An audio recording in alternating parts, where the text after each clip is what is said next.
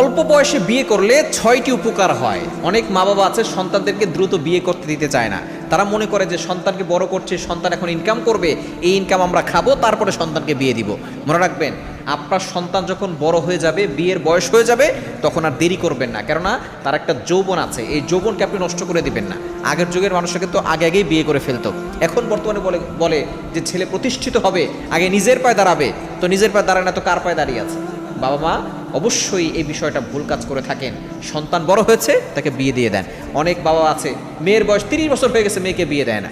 32 বছর 35 বছর হয়ে গেছে, মেয়েকে বিয়ে দেয় না, বলে আমাদের এটা বংশ পরম্পরা, 40 বছর আগে বিয়ে দেয় না। এই ধরনের টেন্ডেন্সি থেকে আমাদেরকে দূরে সরে আসতে হবে। অল্প বয়সে বিয়ে করলে অনেক উপকার হয়। 6টি উপকারের কথা বলছি। 1 নম্বর হচ্ছে চরিত্র হেফাজত হয়।